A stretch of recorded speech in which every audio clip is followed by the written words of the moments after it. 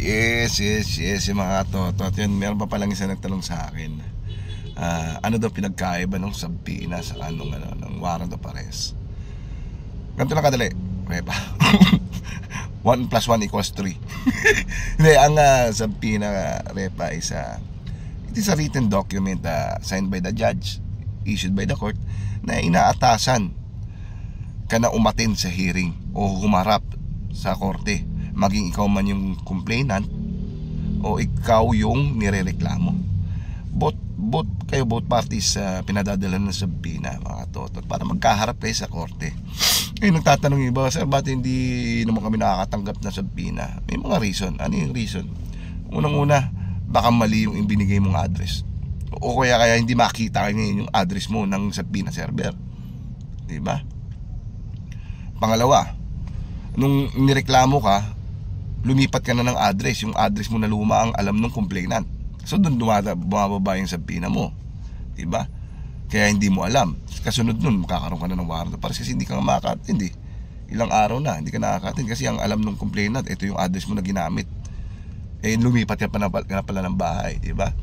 So yung dalawang dahilan. Pangatlong dahilan, katulad ng mga kasong robbery, kinase-file ka lang kasi nanakawan mo, hindi ka naman nahuli nung time na yon, hindi ka na makakatanggap ng sabina. Usually kasi yun yung mga na-encounter namin.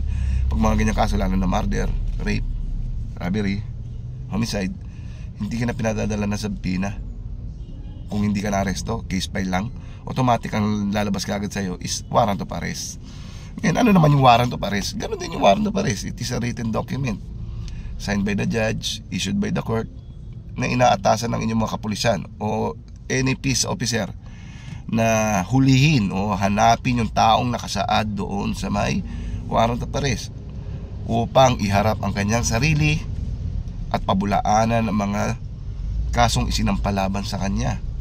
Kaya hindi naman po nakakatakot yung warrant of arrest. Ewan ko ba't natatakot yung mga tao sa warrant of arrest. Hindi naman ibig sabihin pag may warrant of arrest is makukulong ka na habang buhay. Yes, makukulong ka kung hindi ka magpo-post ng bail. Kasi unang-una, ba't ka lalabasan ng warrant kung alam mo sa sarili mo wala kang ginawang kasalanan? Diba? Kalokohan po yun. Yung iba nagtatanga-tangahan na lang po na wala namang dumating na sabina, hindi ko naman po ginawa yan. Kalokohan yun. From the start, ba't ka may reklamo kung wala kang ginawang kasalanan? Diba? Alam mo sa sarili mo yun. Wag nyo na lang gawing katuwa-tuwa yung sarili nyo sa mga sagot na ganun. Kasi kalokohan po yun. Kumbaga kung grade 1 ang kausap mo, baka maniwala pa sa'yo. Pero mga professional ang kausap mo, so hindi maniniwala sa'yo na hindi mo alam yun. Kasi unang-una, hindi ka mairereklamo kung hindi ka masasampa ng kaso, kung hindi ka kakilala ng tao, diba? At wala kang ginawang kasalanan doon sa tao. Sinaksak mo yung tao, tapos naghihintay ka ng sabina. Nagtago ka naman. After mo saksakin, nagtago ka. Tapos ngayon naghihintay ka ng sabina. Siyempre, ang lalabas sa'yo, warrant of arrest. Ngayon, nung nahuli ka dahil may warrant of arrest, kasi sabihin mo, wala kang tanggap na sabina. Tapos sabihin mo, hindi mo ginawa yun. Kalokohan yun. Alam mo sa sarili mo yun. Yun yung mga totot. Be honest, be happy. Be happy, be honest. Bahala kayo, baliktarin nyo na lang yung mundo. Diba? Ganun lang yung totot. Ganun kasimple. Sana nasagot yung tanong mo regarding sa sabina, sa ano. Baka naman ang tanong mo sunod, ano naman?